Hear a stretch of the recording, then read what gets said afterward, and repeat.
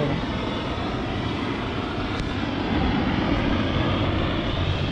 Ayun, ginamitan na ng payong. Ayun, so dalawa na lang naman yan guys. Kaya pinipilit na rin matapos yung pagbibend yan para maito naman yung focus nila sa ibang gagawin din sa bangka. Taga pagka nanilaw na siya, tigas na niyang ibaluktot. Ano, kaya pa kaya? Ayun, naikot pala eh.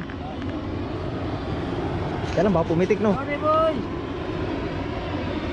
Naikot naman kaya Bedo. Malambot? Ha? Malambot? Matigas, matigas. Kaya dilaw-dilawin na eh no? Oo. Oh, tuyo-tuyo yung kawayan. Isang buwan na ba naman dito yan? Oo.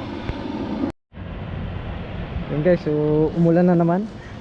So yan talaga ang panahon dito sa amin pag amihanin. Kumbaga iinit lang ng mga ilang minuto. Minsan isang oras din naman. Tapos bubuhos na naman ang ulan. Ang ulan pa naman guys pag amihanin, hindi yung malakas. Yung ulan mayaman kung tawagin. Yung papatak-patak. Ayan o. Ay si amigo, naka ano na siya, nakapayong. Ayan o. Nagpayong na siya, hindi pwedeng ano eh. Hindi magpapayong, mababasa siya eh, tapos mainit. Ayan o.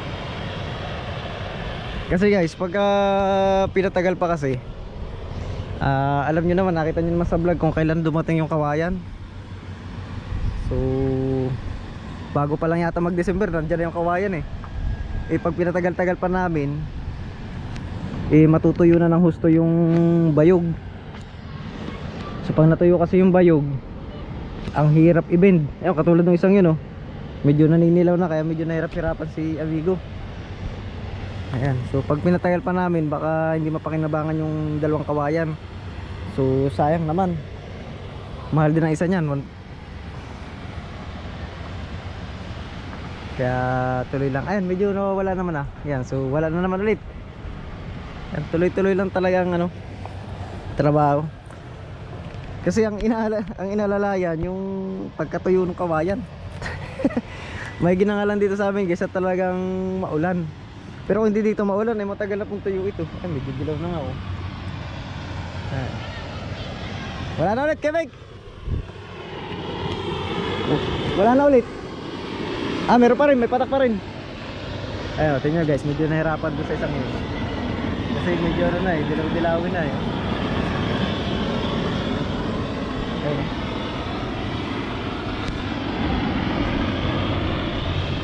Ayun, ginamitan na ng payong. Ayun, so dalawa na lang naman yan guys. Kaya pinipilit na rin matapos yung pagbibend yan para maito naman yung focus nila sa ibang gagawin din sa bangka. Siguro ko sa makina muna ang sunod nito.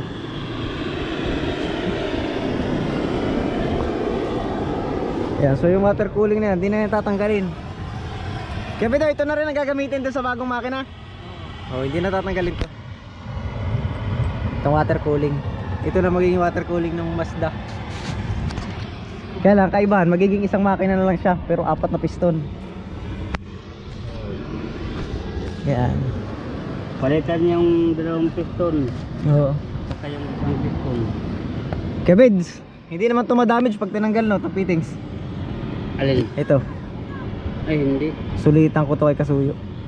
Gamitin ko doon sa bagong bangka. Pati ito. Ay, laki naman ito para sa timon. Kaya rin yan. Hindi, doon sa bangka ko. Parang malaki man to.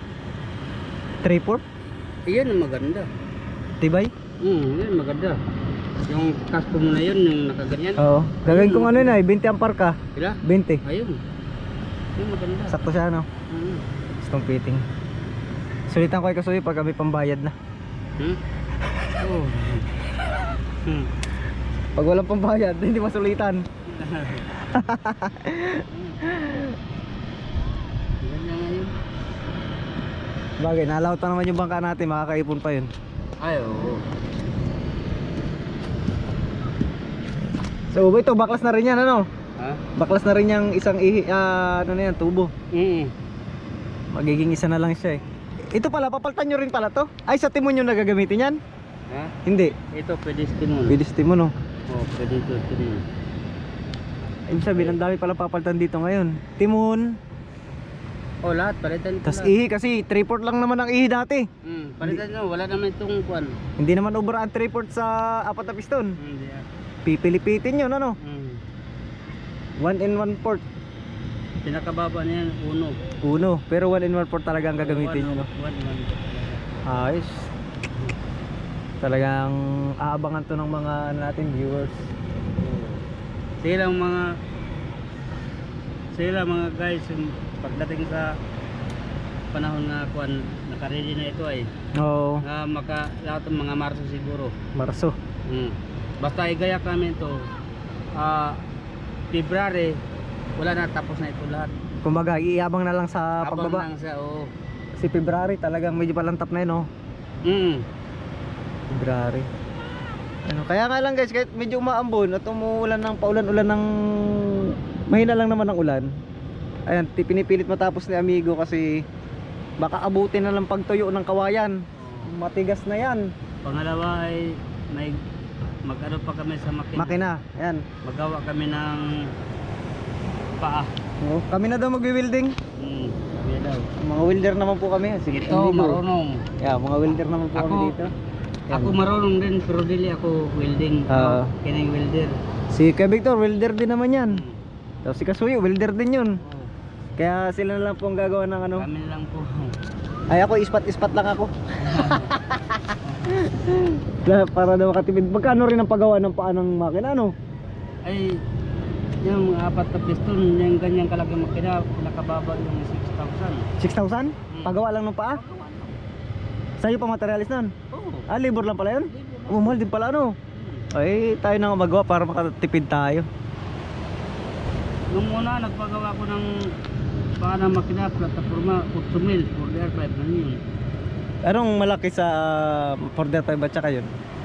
Malaki. Sa Mazda? Mas malaki 4D5. Ay, Mazda pala, medyo malit lang yan. Kunti lang. Kaya na kaya? Tigas talaga ng kawayan ba? Basta taga pagka nanilaw na siya, tigas na niyang ibaluktot. Ano, kaya pa kaya? Ayun, naikot pala eh. Kaya lang baka pumitik, no? Sorry boy! Naikot naman kay Bedo. Malambot? Ha? Malambot? Tigas. May dilaw-dilawin na eh, no? Oo. Oh, tuyo-tuyo yung kawayan. Isang buwan na ba naman dito yan? Oo. Surte lang natin kay tag-ulan dito sa atin, kaya hindi sa kagad na nilaw. Oo. Pero kung tag-init, ay 3 araw lang to. Dilaw na ito. Ay, so kunti na lang habulin. So medyo nawala-wala naman na yung ano. Medyo nawala na po ulit yung ulan. Ayan. Eh okay lang, tinaga-taga talaga ni Amigo Victor ba?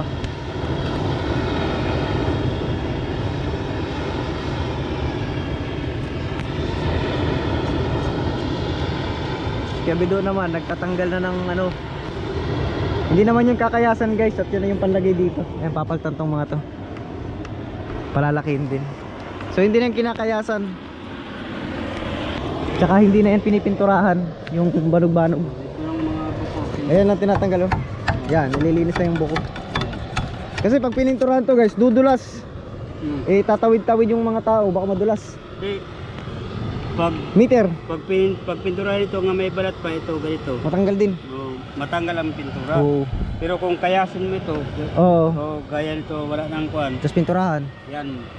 Kaya lang madulas naman no. Ha? Pag gagawin siyang banog-banog no, na may Oo. pintura, madulas. Madulas na. Plakda ka talaga dyan ba? Kaya hindi na po pinipinturahan yan. Pero kaya sa amin nga sanay na ito magtulay-tulay sa mga ganito. Wala na problema. Wala nang dulas-dulas. Sa bagay. Oo. Wala nang dulas-dulas. Kasi sanay na eh. Oo. Madaming huli? Madaming huli si papa mo? Ha? Kunti lang. Kunti lang uli. Kasi ano yata, nagundak.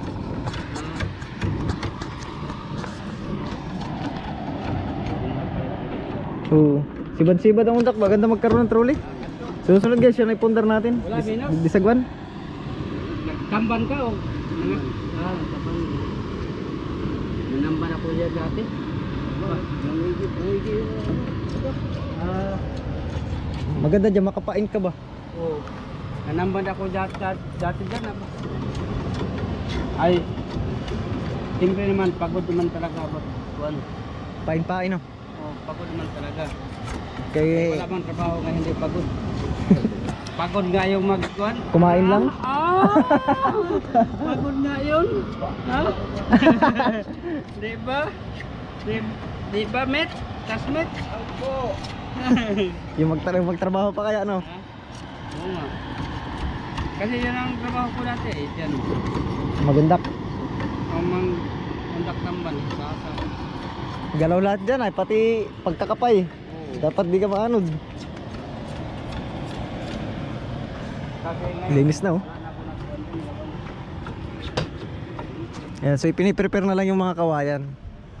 Para pagka tapos nung sa makina, salpak ng makina, gagawin na po yung ano, yung kamarote, yung pilot house, saka yung hulihan. Dadagdagan lang naman. Tapos itong mga kawayan, madali na to sa ano na to, sa pinali na yan. Tama